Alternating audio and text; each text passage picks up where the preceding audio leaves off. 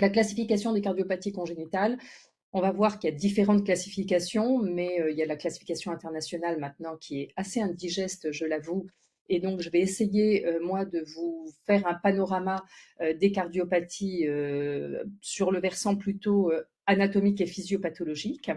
Donc, les malformations cardiaques, vous le savez, sont les plus fréquentes des malformations. Elles représentent environ 1% des naissances vivantes. Ce qui représente en France, bien que la natalité baisse, avant on disait entre 7 000 et 8 000, mais vous savez que pour la première fois, la natalité est passée en deçà du seuil de renouvellement de la population, donc c'est assez inquiétant, mais il n'en demeure pas moins que ça reste la cardiopathie, la malformation la plus fréquente, atteignant 6 000 à 8 000 à 7 000 enfants par an en France, avec la plus fréquente des cardiopathies étant la CIV, avec une gravité plus ou moins importante. Les cardiopathies conotroncales représentent environ 20%. Et il y a 200 fallots qui naissent par an en France.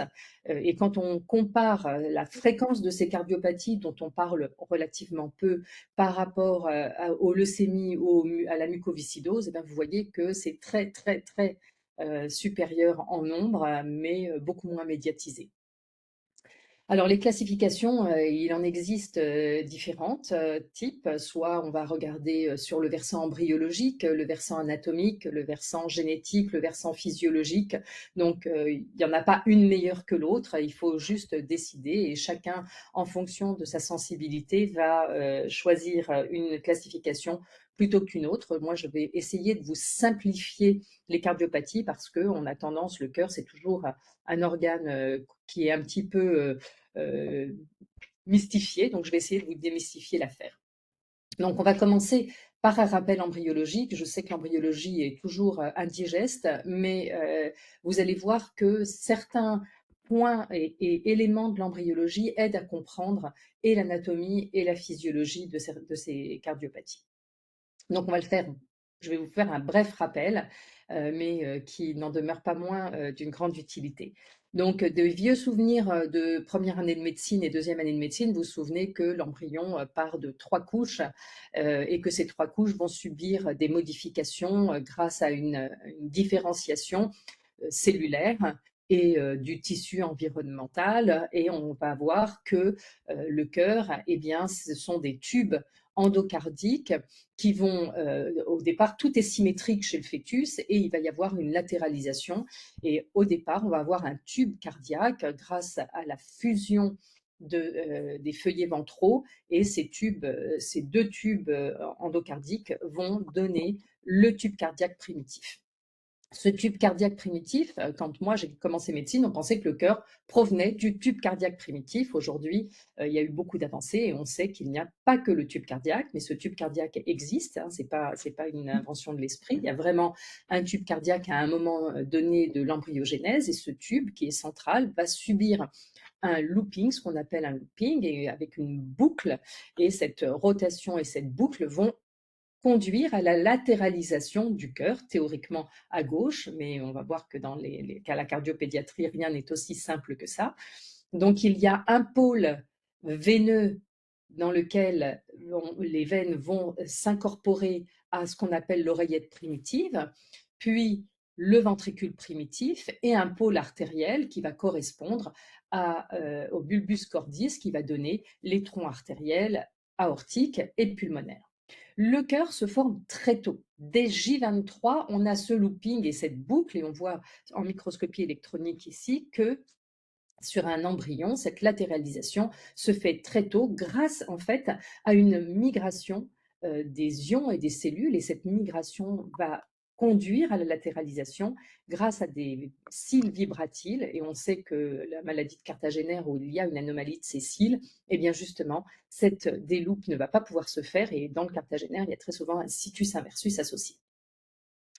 Donc, la boucle cardiaque, théoriquement, elle se fait en déloupe et le cœur va se retrouver latéralisé à gauche, mais parfois, elle peut se faire en inversé et on va avoir un situs inversus si la loupe se fait à gauche au lieu de se faire à droite.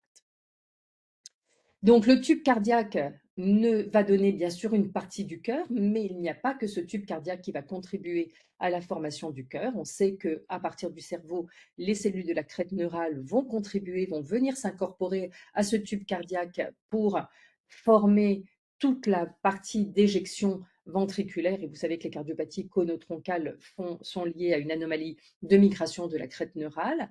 Et il y a également un autre champ cardiaque que l'on appelle l'aire cardiaque antérieure, qui va donner aussi une autre partie du cœur. Et je vous ai schématisé ici en couleur. La cavité postérieure, qui était l'oreillette primitive, va donner essentiellement la future oreillette primitive, mais essentiellement l'oreillette gauche. La cavité antérieure va donner essentiellement le ventricule gauche, alors que les migrations des cellules de la crête neurale et de l'aire cardiaque antérieure vont plutôt donner la partie droite du cœur. Mais tout ça, c'est sous réserve parce que l'embryologie fait des progrès énormes et chaque année, les cours d'embryologie doivent être adaptés parce qu'il y a des nouveautés qui sont découvertes et on s'aperçoit qu'on n'a pas encore tout compris, loin de là.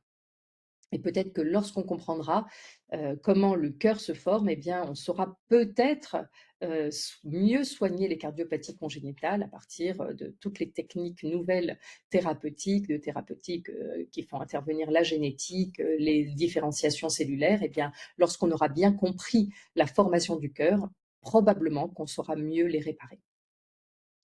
Alors, la formation du cœur, le tube cardiaque primitif, comme je l'ai dit, mais aussi les cellules de la crête neurale, l'aire cardiaque antérieure et le mésocarde dorsal qui vont donner les veines qui vont s'incorporer ultérieurement. Et le conotroncus a une double origine, les cellules de la crête neurale pour la partie distale du tronc artériel et l'aire cardiaque antérieure pour la partie proximale. Et probablement qu'on ne sait pas très bien la physiopathe de la transposition des gros vaisseaux, mais quand on comprend que ces deux champs interviennent, il est probable que dans cette anomalie… Alors, il faudrait couper les micros, s'il vous plaît. Vous l'ouvrez que pour parler, sinon faites attention, ça gêne vraiment la conduite du cours. Alors, vous avez ces schémas qui sont également dans un livre qu'on vient de publier avec Nadine David sur la cardiologie fœtale, où on reprend aussi toute l'embryogénèse de façon très détaillée.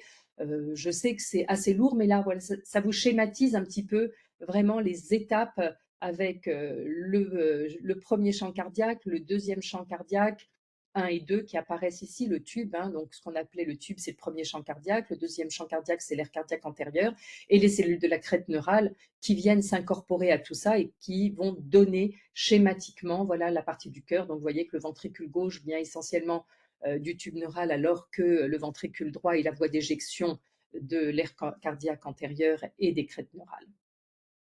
Et je vous ai noté aussi la timeline pour voir à quel point le cœur se forme extrêmement tôt. La boucle, c'est, vous voyez, le cœur, il commence à battre, vous savez, dès 5 semaines. La convergence des artères et des veines va se faire entre 6 et 7 semaines. Et ce qu'on appelle l'encastrement ou le wedging des vaisseaux se fait à 8 semaines. Donc à 9 semaines, le cœur est complètement terminé. Donc le cœur est en place si et seulement si on a bien le looping précoce à J23, qu'on va avoir une convergence pour assurer que l'oreillette droite va éjecter dans un ventricule droit, l'oreillette gauche dans un ventricule gauche, mais également la concordance ventriculo-artérielle, que l'aorte va bien sortir du ventricule gauche qui fait bien suite à l'oreillette gauche et l'artère pulmonaire va bien sortir du ventricule droit qui fait bien suite à l'oreillette droite. Le wedging, c'est ce qui va faire involuer certains muscles au niveau du cœur, hein, ce qu'on appelle le conus, et on sait qu'à droite, le conus va persister et va donner dans la voie d'éjection droite l'infundibulum pulmonaire, et on va donc avoir une bonne connexion ventriculo-artérielle, alors que l'aorte va venir s'incorporer au contact de la mitrale, ce qui conduit à la continuité mitro-aortique dont vous entendrez souvent parler en écho. Et vous comprenez à ce moment-là que c'est par le biais de la compréhension de cette embryogénèse que l'on comprend pourquoi est-ce qu'il y a un infundibulum à droite, et ce qui va nous aider, nous, aussi bien anatomistes que cardiologues, à comprendre la morphologie du ventricule droit et à savoir les reconnaître échocardiographiquement, puisque quand les ventricules sont inversés, il faut avoir des repères pour savoir où est le ventricule droit, où est le ventricule gauche. Donc, encore une fois, un petit schéma pour vous expliquer que certes, il y a la formation du cœur, mais il y a aussi la formation des poumons qui est totalement synchrone et vous êtes en première ligne pour bien comprendre que la connexion entre le cœur et les poumons, c'est quelque chose d'indissociable, hein. La respiration et la perfusion tissulaire ne peuvent pas être dissociées et cette synchronie entre la formation du cœur et la formation des poumons est capitale et vous voyez que en 8-9 semaines, eh bien, tout est en place. Donc, lorsque les couples, lorsqu'on leur annonce qu'il y a une cardiopathie in utero et qu'ils demandent qu'est-ce que je peux faire pour améliorer les choses ou qu'est-ce que j'ai mal fait qui a causé cette cardiopathie, bah, on les rassure tout de suite en disant il n'y a rien qui s'est. Parce que souvent on vous dit ah, j'ai pris du Doliprane ou j'ai pris un médicament la semaine dernière, est-ce que c'est pas ça qui a causé la cardiopathie? Vous les déculpabilisez immédiatement, le cœur il se forme très très tôt. Alors les malformations, on va voir que on va prendre en fait étape par étape. Soit il y a une anomalie de la boucle, ça va être la position des ventricules gauche et des ventricules droits. Il va y avoir les anomalies de septation qui vont conduire à ces cardiopathies, soit CIV, soit CIA, soit CAV. Les anomalies d'alignement des cloisons. On va voir dans les cardiopathies conotroncales, c'est qu'il n'y a pas eu une bonne rencontre au moment du cloisonnement ventriculaire et atrial. Les anomalies de connexion, est-ce qu'il y a une discordance atrioventriculaire ou ventriculo-artérielle? Les anomalies de migration des cellules de la crête neurale va donner tout le groupe des cardiopathies conotroncales. Les anomalies hémodynamiques, le cœur est vraiment dépendant des flux, donc certaines anomalies hémodynamiques vont avoir un véritable impact sur la formation ou le développement des cavités cardiaques. Et les anomalies de ce qu'on appelle la gelée cardiaque, qui est le tissu entre les différentes couches embryonnaires, va être responsable du canal atrioventriculaire. Tout ça encore, il y a encore beaucoup d'incertitudes sur l'origine de ces malformations. Alors, on va commencer par les anomalies du situs. On va rappeler certaines définitions. Donc, le situs, ce qui détermine le situs, c'est la position de l'oreillette droite par rapport à l'oreillette gauche. Donc, si l'oreillette droite est bien à droite de l'oreillette gauche, c'est que le situs est solitus. On a des petits éléments pour nous aider parce que, classiquement, la veine cave inférieure arrive pratiquement toujours dans l'oreillette droite, mais le toujours n'existe pas en cardiologie, en médecine. Déjà, ça n'existe pas, le toujours et le jamais, mais en cardiopathie congénitale, c'est encore moins vrai, c'est-à-dire que j'ai coutume de dire que le cœur, il se forme avec différentes pièces de puzzle et ces pièces de puzzle, elles peuvent être mises dans tous les sens. Donc, on peut avoir une oreillette droite, puis un ventricule gauche, puis une AP ou une aorte. Donc, tout l'anatomie qu'on apprend et qu'on a intégrée dans nos études de médecine doit être complètement revue et on doit avoir une vision dans l'espace assez, assez développée pour pouvoir comprendre les cardiopathies congénitales. Donc, le situs est dit solitus lorsque l'oreillette droite est à droite et l'oreillette gauche est à gauche.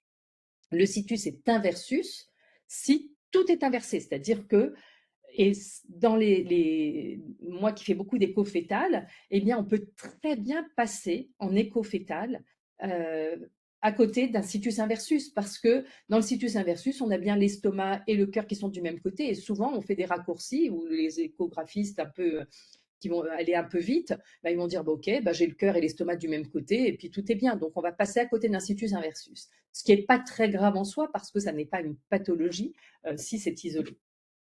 Alors parfois, il y a des randomisations globales qui vont conduire à des hétérotaxies, c'est-à-dire que l'hétérotaxie, on va avoir au niveau digestif et thoracique des incohérences. L'estomac va être à droite alors que le cœur va être à gauche ou l'inverse. Randomisation partielle, eh bien là, les pièces de puzzle, elles vont dans tous les sens. J'ai oreillette droite, ventricule gauche, artère pulmonaire, ou oreillette droite, ventricule droit, aorte. Voilà, les pièces de puzzle sont dissociées et parfois, ça peut atteindre la cardiopathie la plus grave, qui est la cardiopathie univentriculaire, où il y a eu un défaut de segmentation. Donc le situs, je vous ai donné la définition. On doit reconnaître une oreillette droite et une oreillette gauche. Or, rien ne ressemble plus à une oreillette qu'une autre oreillette. C'est une poche plutôt inerte, donc il faut connaître les caractéristiques morphologiques de l'oreillette gauche et de l'oreillette droite. L'oreillette gauche, elle a une morphologie qu'on va revoir un petit peu après, que je vais essayer de vous schématiser. Elle doit être située à gauche de l'oreillette droite, c'est ce qui définit le situs. L'oreillette droite, on la reconnaît parce qu'elle reçoit la veine cave inférieure, mais malheureusement, il y a certaines cardiopathies où la veine cave inférieure arrive dans l'oreillette gauche. Donc l'oreillette gauche reçoit les veines pulmonaires, elle a une forme un peu triangulaire ou pyramidale. L'oreillette droite, elle est plus oblongue, elle reçoit la veine cave inférieure et la veine cave supérieure. Et ce sont théoriquement les auricules. Une anatomiste comme Lucie Houillel, que vous aurez peut-être l'occasion d'entendre ou que vous avez déjà entendu, vous dira que l'auricule gauche est en doigt de gant, alors que l'auricule droit est beaucoup plus à une base beaucoup plus large. Donc, si on sait reconnaître, si on sait regarder les auricules à l'écho, eh bien, on saura reconnaître une oreillette droite et une oreillette gauche, mais sincèrement, c'est très difficile. Le situs inversus, c'est quand l'oreillette droite est située à gauche de l'oreillette gauche. Donc là encore, lorsqu'on n'a pas l'habitude de l'écho, ça peut être un peu difficile. Et ce qu'on appelle hétérotaxie, bah, c'est quand voilà, on n'arrive pas à dire si c'est un situs inversus ou un situs solitus. Les choses sont un petit peu faites de façon aléatoire.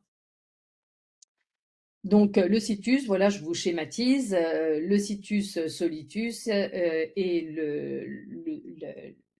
l'hétérotaxie, eh bien, on va avoir les organes digestifs aussi qui vont être inversés dans le situs inversus. Et dans le situs ambigus, bah, le foie, il est plutôt médian, on ne sait pas trop. Et est-ce qu'il y a une rate ou est-ce qu'il n'y a pas de rate? C'est ce qui va déterminer l'isomérisme droit et gauche. Alors, il y a aussi la position. Donc, on commence toujours, hein, quand on décrit, vous verrez que des rapports échographiques de cardiopédiatres, en général, on commence toujours par dire situs solitus, situs inversus. Ensuite, on va aller à la position du cœur. Ça n'a rien à voir. Le cœur, il peut être à droite en situs solitus et il peut être à gauche en situs inversus. Donc, il faut déterminer et le situs et la position de la pointe du cœur. Donc, la pointe du cœur, est-ce qu'elle est à gauche dans le thorax? On parle de l'évocardie. Est-ce qu'elle est à droite dans le thorax? On parle de dextrocardie. Ou est-ce qu'elle est centrale et on parlera de mésocardie? Alors maintenant, on va aller dans le vif du sujet. Comment est-ce que la septation se fait? Donc la septation atriale, elle se fait à partir, donc on a notre oreillette primitive, et la septation va se faire à partir d'une première cloison qu'on appelle le septum primum, qui vient de la face postérieure et qui va venir s'avancer vers l'avant et le bas pour aller rejoindre la jonction auriculo-ventriculaire. Et ce septum primum va venir se plaquer à l'anneau auriculo-ventriculaire et un deuxième septum va venir dans un second temps qui s'appelle le septum secondum et ce septum secondum va être beaucoup plus compact que le septum primum qui va être complètement fin et flappy et ce septum secondum est celui qu'on va avoir dès qu'il va former notre cloisonnement interauriculaire définitif et le septum primum, il va rester cette petite membrane et au sein du septum primum et du septum secondum, il va y avoir une apoptose qui va conduire à un trou dans les deux cloisons. Et ce trou est capital pendant la vie intra-utérine, puisque c'est ce qui va former le foramen ovale, qui va permettre au sang oxygéné qui vient de la veine ombilicale par la veine cave inférieure rejoindre la partie gauche du cœur et l'aorte, puisque le sang oxygéné in utero ne vient pas à gauche, mais à droite au niveau du cœur, puisqu'il provient de la circulation placentaire qui, elle, va se drainer dans l'oreillette droite du fœtus. Donc, le foramen ovale est une structure obligatoire à la survie et à la vie intra-utérine, et elle provient d'une apoptose au sein du septum secondum et du septum primum. Et ce que l'on voit flotter dans l'oreillette gauche lorsque l'on fait de l'échographie fétale, c'est les résidus de ce septum primum et ça flotte dans l'oreillette gauche parce que le flux vient de la droite vers la gauche et vient forcer cette membrane du foramen ovale qui se fermera après la naissance lorsqu'on n'aura plus besoin de cette communication puisque dès la première respiration, le sang oxygéné arrivera bien dans l'oreillette gauche et l'augmentation de pression dans l'oreillette gauche va conduire à la fermeture de cette membrane. Alors les oreillettes, quelles sont les malformations qu'on va avoir? Eh bien, soit il y a un défaut complet de cloisonnement et on va avoir une oreillette unique, soit il y a la persistance du foramen ovale après la naissance et ça, c'est quasi physiologique pendant les premières semaines ou premiers mois de vie. Soit il va persister un vrai trou au sein de la cloison interauriculaire, et soit ce trou est dans la zone centrale du cœur et ce qu'on appelle la CIA ostium secundum, soit ce trou est dans la portion proche de la cloison de la jonction auriculo-ventriculaire, et c'est ce qu'on appelle une CIA ostium primum qui entre dans le cadre des canaux atrioventriculaires. Il peut y avoir aussi comme anomalie au niveau des oreillettes un défaut d'incorporation des veines au niveau de l'oreillette parce que l'incorporation des veines se fait dans un deuxième temps durant l'embryogenèse. Donc, ce défaut d'incorporation des veines dans l'oreillette va conduire à une anomalie des retours veineux pulmonaires, mais il existe aussi des anomalies des retours veineux systémiques, comme je vous l'évoquais tout à l'heure. Exceptionnellement, les veines caves inférieures ou supérieures peuvent se drainer à gauche et non à droite. Alors, l'oreillette, les veines, c'est très complexe de comprendre comment les veines fonctionnent. Je vous ai fait un petit schéma vous devez juste retenir qu'à un moment donné, chez l'embryon, tout est symétrique et il va y avoir une latéralisation au niveau du cœur. Et on a des cornes veineuses droite et gauche à un moment, et il ne va persister que la corne veineuse droite. C'est la raison pour laquelle la veine cave est située à droite, veine cave supérieure et inférieure sont situés à droite vers l'oreillette droite, et il ne persistera de la corne veineuse gauche que le sinus coronaire. Et dans de rares cas, eh bien, il persiste une veine qui vient se drainer au sinus coronaire. C'est ce qu'on appelle la persistance de la veine cave supérieure gauche, et on voit ça relativement fréquemment dans les cardiopathies congénitales. Donc, il faut savoir que quand on a un sinus coronaire anormalement visible, dans l'immense majorité des cas, c'est parce qu'il y a la persistance d'une veine cave supérieure gauche.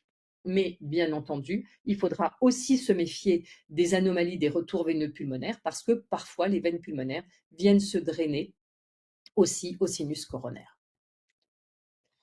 Alors, qu'est-ce qui se passe dans la cloison interauriculaire? Je vous l'ai déjà signalé. Donc, le foramen ovale, il va se fermer à la naissance lorsqu'il va y avoir une augmentation du retour veineux pulmonaire dès la première respiration. Et cette porte de barre va venir se plaquer, donc ce septum primum va venir se plaquer contre le septum secundum et va fermer définitivement le foramen ovale dans 80% à 90% de la population. Mais on sait que 10 à 20% de la population garde un foramen ovale perméable, méconnu, et qu'on va découvrir à l'occasion d'un bilan d'AVC, par exemple.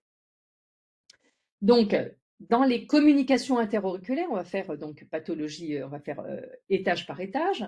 Donc, qu'est-ce que la communication interauriculaire? Comment elle va se manifester physiopathologiquement? Si j'ai une communication interauriculaire, les pressions à gauche sont toujours supérieures aux pressions droites. Donc, à partir du moment où j'ai un trou dans le cœur, il va toujours y avoir un passage de la gauche vers la droite. Donc, si j'ai une augmentation de passage de l'oreillette gauche vers l'oreillette droite, je vais avoir une augmentation du volume éjecté à droite, donc plus de sang qui va aller dans le ventricule droit, dilatation de mon ventricule droit, plus de sang qui va aller dans l'artère pulmonaire, donc augmentation du débit pulmonaire. Soit l'augmentation est majeure et on va avoir des symptômes respiratoires, mais dans l'immense majorité des cas, la communication interauriculaire est très peu symptomatique et on va la découvrir beaucoup plus tardivement que les autres cardiopathies. Et c'est assez traître parce que, justement, l'enfant qui a un hyperdébit pulmonaire depuis la naissance, s'il n'est pas majeur et qu'il n'a pas trop de symptômes, eh bien, on n'a pas vraiment de raison de découvrir cette CIA, sauf si on fait une échographie pour une raison ou une autre. En général, le souffle est mineur, donc on se dit c'est un souffle bénin. Chez l'enfant, c'est très fréquent de percevoir un souffle. Donc, la CIA peut très bien être découverte tardivement et malheureusement, on a encore des communications interauriculaires qui sont découvertes à l'âge adulte, à un stade où il y a des dommages au niveau de la circulation pulmonaire. Mais le plus souvent, la CIA va entraîner un hyperdébit qui est très bien toléré et quand le diagnostic est fait, on va fermer ce trou en général vers l'âge de 4 à 5 ans avant la rentrée à l'école pour éviter d'avoir des conséquences à long terme sur la circulation pulmonaire.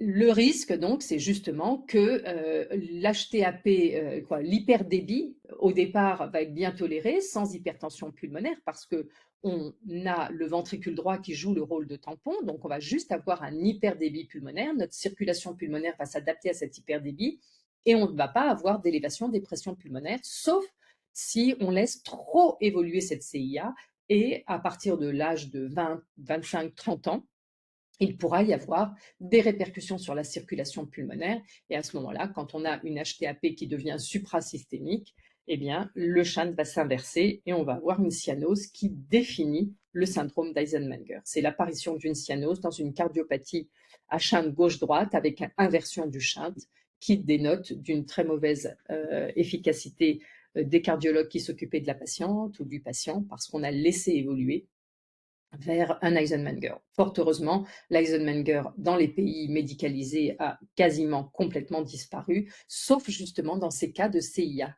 qui passent inaperçus.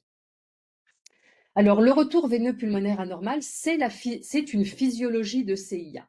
J'ai dit que parfois les veines ne s'incorporent pas là où il faut, c'est-à-dire que soit j'ai un retour veineux pulmonaire anormal total, toutes les veines pulmonaires vont aller dans le secteur droit, soit dans la veine cave supérieure, soit dans la veine cave inférieure, soit directement au sinus coronaire. Et à ce moment-là, eh bien, on va avoir un nouveau-né qui va être cyanosé.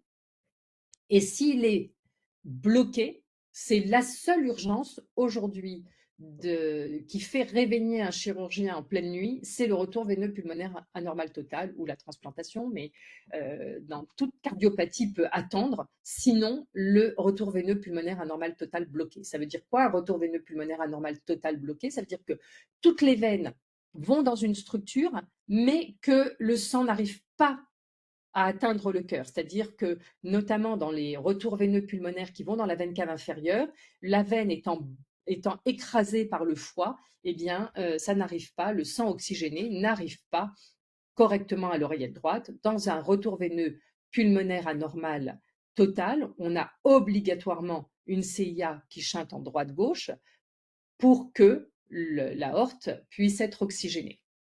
Donc, s'il n'est pas bloqué, c'est vraiment la physiologie d'une CIA, c'est-à-dire qu'on a un hyperdébit pulmonaire et la seule différence, c'est que la cloison interauriculaire, quand on regarde on met un flux Doppler, il est en droite-gauche. Le retour veineux pulmonaire anormal partiel, alors ça aussi, ça passe très souvent inaperçu quand il s'agit d'une ou deux veines qui arrivent dans le cœur droit. Eh bien, la CIA, elle est bien en gauche-droite et on a des veines. Alors, comment est-ce qu'on fait le diagnostic d'un retour veineux pulmonaire anormal partiel? Eh bien, c'est qu'on a une CIA et qu'on n'arrive pas à bien voir toutes les veines à l'oreillette gauche. Et ça, c'est le rôle d'un cardiologue dans toute cardiopathie de bien vérifier que toutes les veines sont bien à l'oreillette gauche.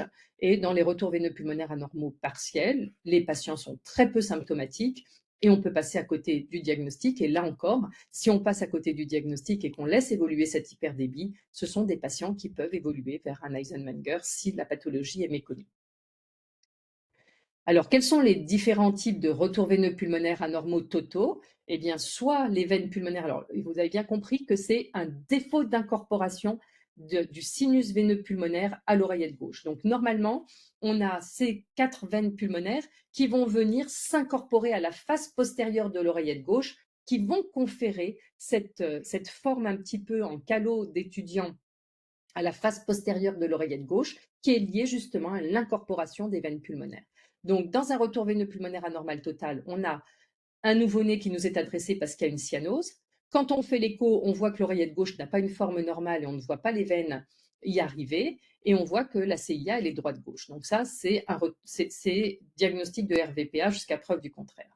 Donc, les plus fréquents sont les supracardiaques, c'est-à-dire que les veines pulmonaires, au lieu de venir s'incorporer à l'oreillette gauche, elle est allée emprunter, elle va monter, il va y avoir ce qu'on appelle un conduit ascendant qui va venir se drainer dans la veine cave supérieure.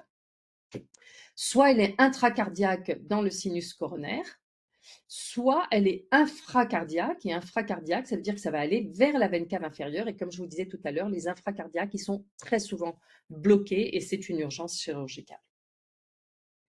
Alors, on a vu la pathologie des oreillettes, qu'il s'agisse du cloisonnement interauriculaire ou d'anomalie d'incorporation des veines, on va voir maintenant comment se fait le cloisonnement de cette cavité ventriculaire. Donc le ventricule unique, il va se transformer en un ventricule gauche et un ventricule droit par l'apparition d'un septum qui va aller de la pointe du cœur vers la base du cœur, qui va venir, c'est la plus grosse partie, c'est ce qu'on appelle le septum trabéculé ou musculaire, mais il va y avoir aussi une partie du cloisonnement dans la jonction auriculo-ventriculaire et une partie du cloisonnement du tronc artériel commun qui va se transformer en aorte et artère pulmonaire grâce aussi à un cloisonnement de ce tronc artériel commun, et ce cloisonnement hélicoïdal va venir aussi à la rencontre de la cloison interauriculaire, et c'est la jonction de ces trois septums d'admission, trabéculée et d'éjection qui vont venir terminer la cloison interventriculaire. Donc, alors tout ça, encore une fois, il faut avoir une représentation dans l'espace et c'est très difficile. Donc, j'ai ma cavité ventriculaire unique, pardon, avec mon septum inferius qui va venir ici migrer, mais à un moment donné, j'ai toute la partie auriculo-ventriculaire qui va venir migrer vers la droite et toute la partie artérielle qui va venir s'encastrer l'un au-dessus du ventricule droit, l'autre au-dessus du ventricule gauche, et c'est la réunion de ce septum d'admission, de ce septum d'éjection et de ce septum inferius qui va venir terminer ce qu'on appelle la croix du cœur. Vous m'arrêtez s'il y a des questions, hein. Je sais que c'est assez compliqué, hein. Ce schéma est complexe à bien se représenter dans l'espace, et vous voyez qu'à ce stade embryologique, eh bien, on a ce qu'on appelle un ventricule droit à double issue. Vous voyez que les deux futurs vaisseaux sont au-dessus du ventricule droit. Donc, si on a un problème à ce stade de l'embryogénèse, on a obligatoirement un VDDI. Le VDDI fait partie c'est un stade de l'embryogénèse au même titre que le CAV, ici, que vous voyez, est un stade de l'embryogénèse. Donc, en fonction du moment de l'embryogénèse auquel le problème qu'on n'a pas compris encore va survenir, eh bien, on va avoir un CAV, un VDDI ou une simple CIV. Donc, voici une vue du ventricule droit de la cloison interventriculaire. Donc, c'est le schéma que représente Lucie Louyel dans ses cours d'anatomie, où il y a la branche du Y, où il y a le septum conal entre ces deux branches. Moi, j'avoue que j'ai toujours eu beaucoup de mal à bien comprendre tout ça. Donc, dans ma tête, moi, je me dis, ce qui est au contact des valves auriculo-ventriculaires, eh bien, c'est le septum d'admission. Voilà. Ce qui est au contact, vu du ventricule droit, hein, l'oreillette droite. Le septum d'admission, c'est celui qui est au contact des valves auriculo-ventriculaires. Le septum d'éjection, c'est celui qui est au niveau infundibulaire vers les vaisseaux. Et ce qu'on appelle le septum trabéculé, c'est tout le reste. C'est la partie musculaire. Donc, la partie musculaire, il y a l'admission au contact des valves auriculo-ventriculaires, toute la cloison qu'on voit entre les deux ventricules et le septum qui est sous les vaisseaux. Et à la croisée de ces trois chemins, il y a une petite zone membraneuse parce que la nature a horreur du vide, et bien elle est venue combler ce vide par ce qu'on appelle du septum périmembraneux, qui est une membrane très pellucide. Quand on voit des cœurs anatomiques, on voit que cette zone, elle est translucide. C'est pour ça qu'on parle de membrane, d'un septum membraneux. Alors la jonction, on attaque maintenant la jonction auriculo-ventriculaire. Donc, encore une fois, soit ça survient très tôt et on va avoir ce qu'on appelle un canal atrioventriculaire complet, soit ça survient plus tardivement et on va voir qu'il y a différentes formes de canaux atrioventriculaires. Comment se forme la jonction auriculo-ventriculaire? Donc, je vous ai montré tout à l'heure, il y a notre oreillette primitive, notre ventricule primitif, et il y a un anneau qui va venir à partir de bourgeons. Il y a 4 bourgeons, 2 latéraux, un antérieur, un postérieur, à partir de la gelée cardiaque, et ces bourgeons vont venir pousser l'un vers l'autre et vont venir terminer la croix du cœur. Si cette cloison, cette gelée migre bien comme elle se doit, eh bien, je vais avoir deux vrais anneaux auriculo-ventriculaires, un anneau mitral à gauche, un anneau tricuspide à droite, et une valve mitrale composée de 2 feuillets et une valve tricuspide composée de 3 feuillets. Donc ça, c'est lorsque la zone du canal atrioventriculaire se fait correctement. Donc ce coussin dorsal, ce coussin ventral et ces coussins latéraux vont venir migrer les uns vers les autres et vont venir en haut s'accoler à la cloison interauriculaire au niveau de la zone du septum primum et vont venir s'accoler à la partie supérieure de la cloison interventriculaire dans la zone d'admission. Donc si j'ai bien ma gelée qui forme bien mon anneau auriculo-ventriculaire avec mes bourgeons qui ont migré comme il faut et un bon cloisonnement et une bonne jonction entre les oreillettes et les ventricules, eh bien, je vais avoir ce qu'on appelle une croix du cœur parfaitement fermée et une parfaite séparation du cœur, des oreillettes et des ventricules. En revanche, dans certains cas, eh bien, ce cloisonnement ne va pas se faire complètement. Soit j'ai un CAV complet, et à ce moment-là, je vais avoir à la fois un anneau auriculo-ventriculaire commun, j'ai un seul anneau avec une valve au milieu qui vient flotter puisqu'elle n'a pas pu venir s'accoler au septum d'admission ni à la partie basse de la cloison interauriculaire. Donc, je vais avoir obligatoirement une CIA ostium primum, une CIV d'admission et un anneau auriculo-ventriculaire commun avec une valve septale flottante. C'est ce qu'on appelle le CAV complet. Le CAV complet, eh bien, on va avoir à la fois le shunt interauriculaire, le shunt interventriculaire et une anomalie des valves, le plus souvent une fuite mitrale et une fuite tricuspide associée. En fonction de la tolérance, donc le CAV complet, c'est la cardiopathie la plus souvent associée à la trisomie 21. La moitié des enfants trisomiques ont un CAV complet. Et le CAV complet, généralement, est très symptomatique puisque on a une large CIV, une large CIA. Et comme on a une large CIV, on va obligatoirement avoir une égalité de pression entre les deux ventricules et on a donc à la fois un hyperdébit, une hypertension pulmonaire et on est donc conduit à fermer ce shunt et à opérer ces enfants en général avant l'âge de 6 mois pour éviter toute altération du lit artériolaire pulmonaire qu'on verra plus tard. Parfois, le canal atrioventriculaire n'est pas complet, c'est-à-dire que l'anomalie est survenue un peu plus tardivement et on a à ce moment-là ce qu'on appelle un CAV partiel. Le CAV partiel, c'est une CIA ostium primum et on a bien deux anneaux, un anneau mitral, un anneau tricuspide, sauf que la valve mitrale ne s'est pas formée comme elle aurait dû et au lieu d'avoir un feuillet mitral antérieur bien complet, il y a ce qu'on appelle une fente mitrale qui conduit très souvent à une fuite. Donc voilà une image anatomique d'un cœur normal avec ici la mitrale composée de 2 feuillets, la tricuspide de 3 feuillets. Et dans un CAV complet, eh bien, vous avez un anneau auriculo-ventriculaire commun. Vous avez en bas, en microscopie électronique, l'équivalent. Alors, nous avons vu les anomalies de cloisonnement, on va voir maintenant les anomalies de connexion.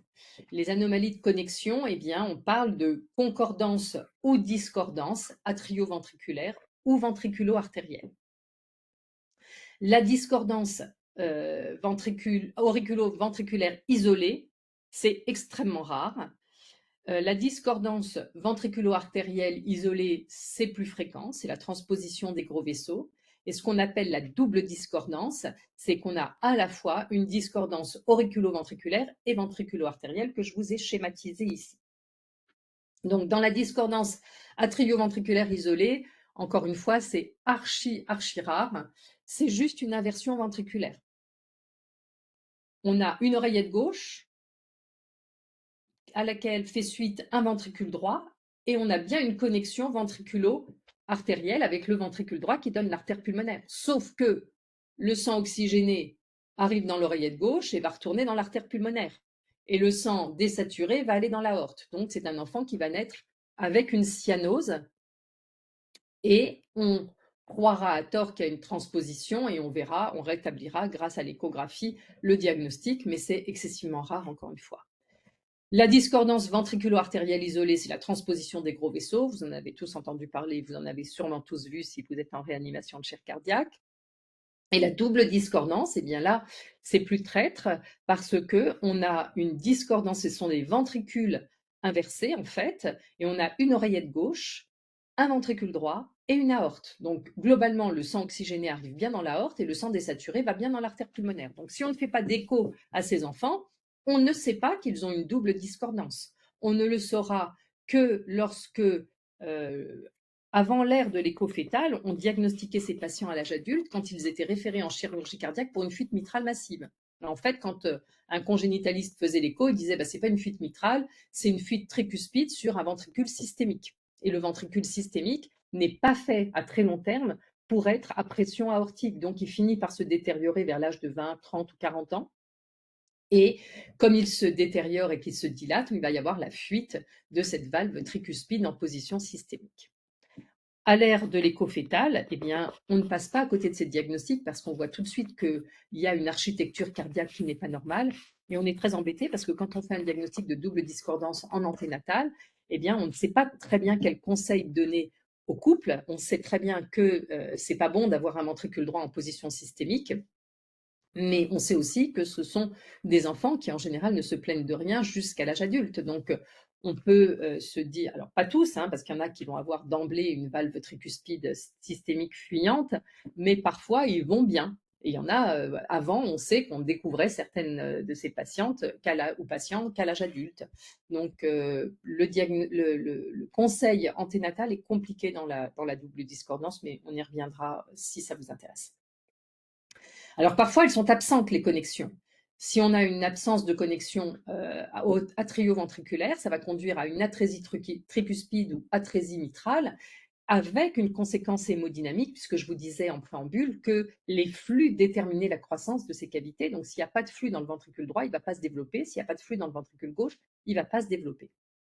Donc, dans une atrésie tricuspide, eh bien, on va avoir un tout petit ventricule droit qui communique en général avec le ventricule gauche. Et en fonction de la position des artères, eh bien, on sait qu'il y a des atrésies tricuspides avec vaisseaux normaux posés. Et à ce moment-là, si la communication est petite, eh bien, on aura des poumons protégés. Mais parfois, les vaisseaux sont mal posés. À ce moment-là, on a à l'inverse un obstacle sous-aortique qui est beaucoup plus compliqué à réparer. Dans tous les cas, c'est une cardiopathie univentriculaire. Mais quitte à avoir une cardiopathie univentriculaire, il vaut mieux avoir un ventricule gauche qu'un ventricule droit. Parce que dans l'hypo-VG, et vous savez qu'aujourd'hui nos chirurgiens sont devenus extrêmement compétents, eh bien leur grande victoire, c'est de savoir faire un Norwood dans les hypo-VG. Et j'ai aucun complexe à dire que je suis très opposée à cette chirurgie très élaborée parce que moi qui suis ces enfants, eh bien, on sait très bien qu'un ventricule droit en ventricule unique, c'est jamais bon et que ce sont jamais des enfants qui auront une vie normale. Aucun d'eux n'atteindra l'âge adulte sans problème.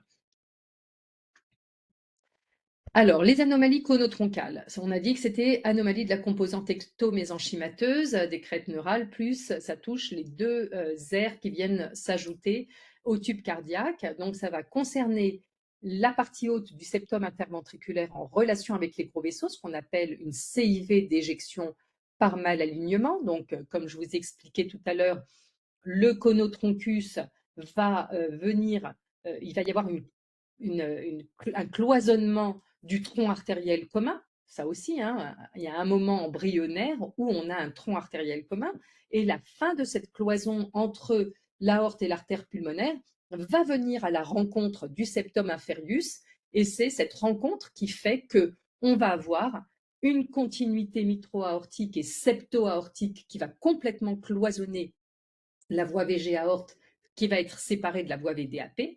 Donc, si cette rencontre ne se fait pas, on va avoir une CIV dite conotroncale ou par malalignement, qui va alors conduire à cette discontinuité septo-aortique qui va entrer dans toutes les cardiopathies conotroncales, phallo, atrésie pulmonaire à septum ouvert, VDDI, malposition, interruption d'arche, Et ces anomalies chronotroncales peuvent être associées dans environ 20% des cas à une anomalie génétique du syndrome de Dijorge, la microdélétion 22q1.1.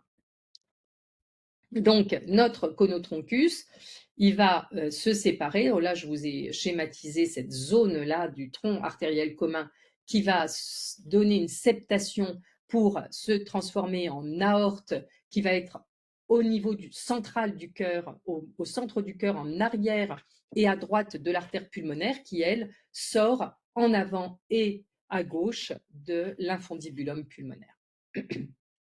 Donc, on a dit les cellules de la crête neurale.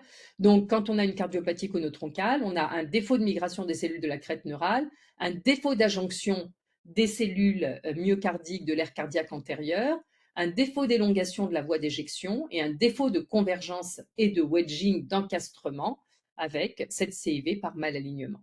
Donc, l'exemple en est la tétralogie de Fallot.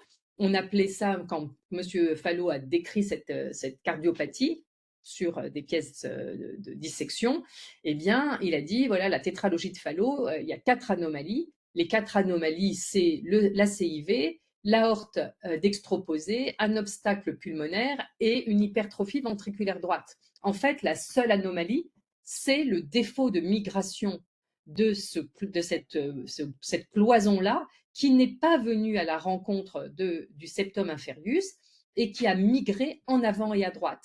Et en migrant en avant et à droite, l'aorte se retrouve à cheval sur la CIV et l'artère pulmonaire a moins de place, donc il y a une sténose pulmonaire. Et chez les enfants qui naissaient avec une tétralogie de Fallot, comme il y avait un obstacle pulmonaire, eh bien on avait une hypertrophie ventriculaire droite réactionnelle à l'obstacle pulmonaire. Mais la seule anomalie, c'est la bascule du septum conal qui a fait qu'elle n'est pas venue à la rencontre du septum inferius. Et parfois, cette bascule, au lieu de se faire en avant et à droite, eh bien, elle se fait en arrière et à gauche, et elle va conduire à tous les obstacles gauche avec CIV, syndrome de coarctation ou interruption de l'arche aortique avec CIV. Alors, quelles sont les causes des cardiopathies? Eh bien, malheureusement, on ne sait pas dans l'immense majorité des cas. Donc, parfois, bien sûr, dès qu'on découvre une cardiopathie in utero, on va faire un cariotype systématique, sauf dans la transposition isolée des gros vaisseaux, mais sinon, on fait quasiment toujours une recherche chromosomique parce que dans 5% des cas, les cardiopathies sont associées à une anomalie génétique, soit la trisomie 21, qui, comme je vous le disais tout à l'heure, dans 50% des cas des trisomies 21, il y a un CAV. Dans 80% des trisomies 13, il y a des cardiopathies. Dans 95% des trisomies 18, il y a des cardiopathies. Et il y a également le syndrome de Turner, qui n'est pas vraiment une aussi grosse pathologie, mais lorsque on a un syndrome ou une coarctation ou une asymétrie in utero, on fait une recherche de Turner éventuellement s'il s'agit d'une fille. Donc, l'anomalie chromosomique, on va la retrouver que dans 95% des cas. Il y a les anomalies des gènes, dit Georges. Donc là, il ne faut pas juste faire un cariotype, il faut faire une recherche de microdélétion. Mais aujourd'hui, l'exome est tellement démocratisé qu'on fait on recherche un peu partout. Et quelles sont donc les anomalies génétiques, les anomalies génétiques associées? Eh bien, on sait que voilà, le Dijorge, il va entraîner les cardiopathies conotroncales, les anomalies de l'arche. Et dans le Williams-Seberen, il y a très souvent des obstacles aussi bien à droite qu'à gauche. Donc, je disais, dans 5% des cas, on va trouver une anomalie chromosomique, dans 3% des cas, on va trouver une anomalie génétique, mais finalement, dans l'immense majorité des cas, on ne trouvera rien du tout. Alors, soit c'est syndromique, on va bien sûr, dans toute découverte de cardiopathie, on va rechercher d'autres anomalies. Est-ce qu'il y a un charge? Est-ce qu'il y a des anomalies digestives ou orthopédiques associées, ce qui sont des associations très fréquentes. Le cœur et les vertèbres et le squelette se forment à peu près au même moment. Mais on pense qu'il y a aussi une atteinte multigénique et c'est à cause de cette incompréhension. On sait qu'il y a un petit surrisque de récurrence de cardiopathie. Donc, lorsqu'il y a eu une malformation cardiaque dans la famille, dans les premiers degrés, on va systématiquement préconiser une échocardio fétale chez tous les descendants ou ascendants directs. Donc, en pratique, il faut toujours faire une analyse génétique. Pardon,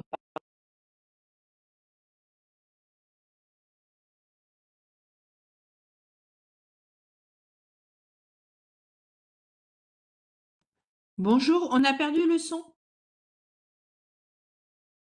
On a perdu le son. Il est Merci. revenu le son? Oui, c'est Il parfait. est revenu? Bon, super. Merci. Voilà, donc je disais en pratique, il faut absolument avoir une analyse anatomique segmentaire complète. Est-ce que mes veines arrivent bien dans les oreillettes? Est-ce que les oreillettes vont bien vers le ventricule qui correspondant? Et c'est les valves qui vont vous aider à reconnaître un ventricule droit et un ventricule gauche. Un ventricule droit à une valve tricuspide. Cette valve tricuspide, elle est implantée plus vers la pointe du cœur, alors qu'une valve mitrale est implantée plus vers la base. Donc, vous allez faire votre analyse segmentaire. J'ai bien mes retours veineux dans mes oreillettes. Les valves auriculo-ventriculaires sont bien celles qui correspondent aux ventricules. Donc, mes ventricules, j'ai bien une concordance atrioventriculaire. Est-ce que mes artères sortent bien du bon ventricule? Est-ce que j'ai bien une concordance ventriculo-artérielle? Est-ce que ma cloison est bien complète de la base du cœur à la pointe du cœur sans aucune interruption? Et est-ce que mes voies d'éjection sont bien normales? Est-ce que j'ai bien une voie VG aorte avec une continuité septo-aortique et une continuité mitro-aortique? Et est-ce que j'ai bien une voie VDAP avec un infundibulum? Il faut toujours comprendre la physiologie. Si j'ai un trou, comment ça fonctionne? Si vous n'avez pas de connaissance parfaite de qu'est-ce que la physiologie cardiaque normale, mais en général, vous, réanimateurs, vous êtes très au fait, donc je ne suis pas trop inquiète, mais il faut toujours avoir ce raisonnement physiopathologique. Quelle est la pression dans cette oreillette? À quoi je m'attends? Si j'ai un trou, qu'est-ce qui va se passer dans ce trou? Ma pression, elle est comme ça à gauche, elle est comme ça à droite. Qu'est-ce qui se passe? Est-ce que c'est concordant? Est-ce que le gradient que j'ai sur ma CIV est concordante avec la pression que je mesure dans mes artères pulmonaires? Toujours, toujours faire votre schéma dans votre tête. Est-ce que tout colle bien? Est-ce que cette cardiopathie va être réparable ou est-ce qu'elle ne sera jamais réparable? Moi qui fais beaucoup de diagnostic anténatal, c'est très important de savoir si on est vers du palliatif ou vers du curatif. Curatif entre guillemets, parce que bien évidemment, on sait très bien qu'un fallo, on pense qu'on le guérit, mais on ne le guérit jamais. Un VDDI, on pense qu'on le guérit, mais on ne le guérit jamais, parce que ce sont quand même des patients, comme vous l'a dit tout à l'heure Mirella, outre le fait de la réparation anatomique, on a mis beaucoup de côté tout l'aspect morbidité quand on se parce que forcément au début ce qui nous importait c'est est-ce que l'enfant va survivre ou pas, donc on est très content d'avoir obtenu des performances chirurgicales et réanimatoires aujourd'hui excellentes en termes de cardiopathie congénitale par rapport au début de la chirurgie cardiaque, mais en revanche on est en train de voir survivre des enfants. Les chirurgiens, ils ne les suivent pas, donc eux, ils sont contents de leur geste opératoire, mais nous qui les suivons derrière, eh bien, il est très important qu'on sache évaluer qu'un hypo-VG, eh bien, on ne rend pas du tout service ni à l'enfant ni à sa famille que de faire un Norwood, de le faire passer 4 mois en réanimation et d'avoir une vie assez pourrie dans les premières années de vie pour finalement être transplanté à 5 ou 8 ans. Donc, est-ce que on va aller vers une réparation? Est-ce qu'on va aller vers une palliation? Et savoir ne pas être trop ambitieux, parce que parfois la cardiopathie, eh bien, elle est bien équilibrée et primum non nocere, ça vous le savez. C'est-à-dire que parfois, quand, par exemple, cette semaine, j'ai vu un enfant qui a un CAV complet, mais dont la CIV s'est fermée spontanément. Donc, il a un petit ostium primum et une fente mitrale qui fuit très modérément. Est-ce que je suis très ambitieuse en disant bah non, il a un CAV, il faut impérativement fermer le shunt qui n'a aucun impact, hein, c'est un tout petit shunt, donc il n'y a pas d'impact ni sur les débits pulmonaires ni sur les pressions. Est-ce que je veux absolument réparer la mitrale parce que les chirurgiens disent qu'une fente mitrale, c'est plus facile à fermer quand ils sont petits que quand ils sont grands et que la valve mitrale, elle finit par s'abîmer à force d'avoir cette fuite et une fois qu'elle est ourlée, on a plus de mal à la réparer?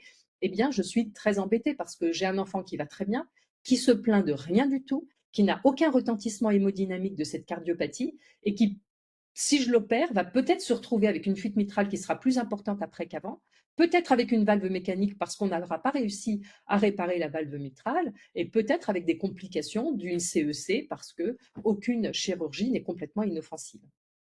Donc aujourd'hui, il faut savoir, grâce à l'évolution et au progrès de la chirurgie et de la réanimation, eh bien c'est l'histoire naturelle de ces cardiopathies congénitales qui ne survivaient pas avant et qui se mettent à survivre maintenant relativement âgées. Eh bien cette histoire va nous aider à prendre de meilleures décisions à l'avenir. Donc, quel est le point d'appel des cardiopathies? Eh bien, il y a différents points d'entrée dans la cardiopathie. Pourquoi est-ce qu'on va référer un enfant à un cardiopédiatre? Eh bien, soit parce qu'il a une défaillance cardiaque par hyperdébit, donc chez un nouveau-né, ça va se manifester par une dyspnée ou un retard staturopondéral, et c'est la conséquence d'un gros shunt, quel que soit le niveau du shunt, que ce soit l'étage atrial ventriculaire ou atrioventriculaire ou même artériel, un large canal, eh bien là, il faut absolument fermer le shunt. Si l'enfant a une défaillance par hyperdébit pulmonaire, c'est que cet hyperdébit est parlant et qu'il risque d'avoir un retentissement sur la circulation pulmonaire. L'autre mode d'entrée, c'est la cyanose. Donc, en général, un enfant cyanosé, ben, on ne va jamais passer à côté d'une cardiopathie cyanosante.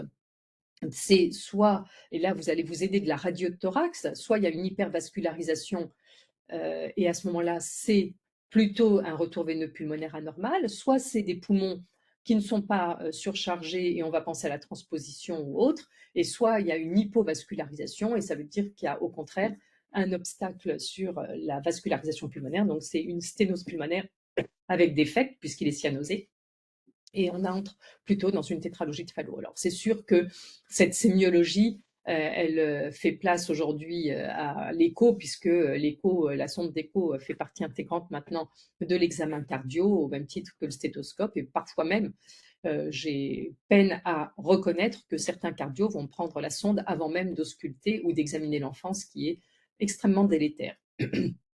Ce que je ne vous encourage pas du tout à faire. Il faut rester clinicien, regarder, inspecter, palper, ausculter avant de faire l'écho. Le souffle, bien entendu, c'est aussi l'autre mode d'entrée de la cardiopathie. Et le souffle, eh bien, le souffle n'est rien d'autre que la manifestation acoustique d'un gradient de pression. Donc, lorsqu'on a un souffle, c'est qu'il y a soit un hyperdébit sur une valve normale, soit une sténose sur une valve.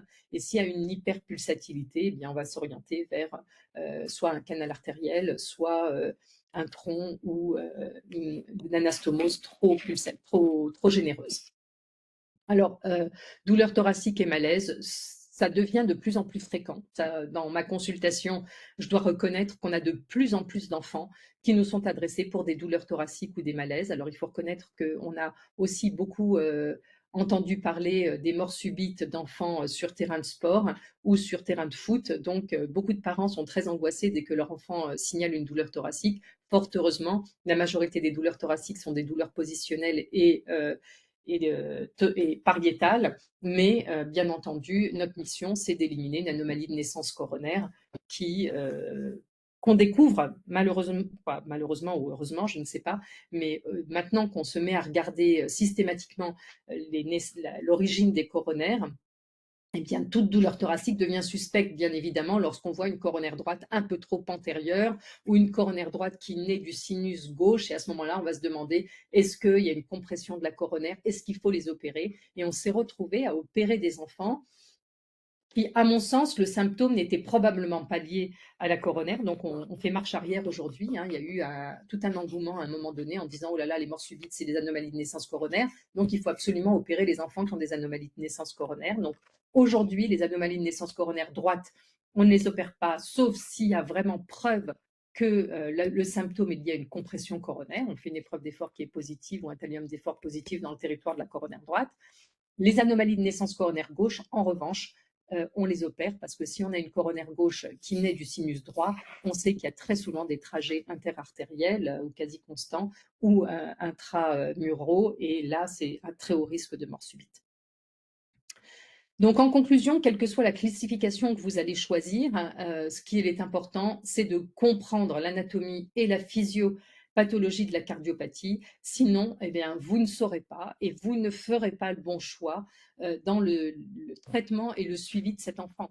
Parce que ce n'est pas parce qu'on a une malposition avec CIV et sténose pulmonaire qu'on va forcément fermer et traiter comme un falot. Parce qu'un falot, avec un VDDI, par exemple, eh bien, il ne va pas se réparer de la même manière. Le VDDI, avec CIV sténose pulmonaire, vous allez le réparer comme un falot. Alors que si les vaisseaux ne sont pas positionnés correctement, vous allez faire un switch ou un Rastelli ou un Nikaido. Enfin, pour vous dire que dans une même cardiopathie, si vous ne faites pas une analyse correcte et si vous ne comprenez pas comment la physiologie se fait, eh bien, vous risquez d'aggraver le patient parce que vous n'allez pas faire le bon diagnostic, donc pas le bon traitement, donc pas le bon pronostic.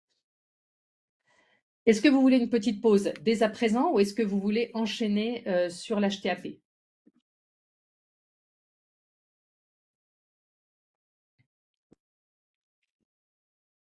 Je vous entends pas.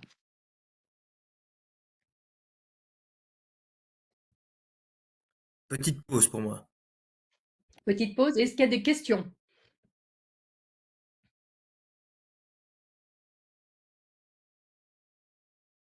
Non, tout est Non, clair? non, merci.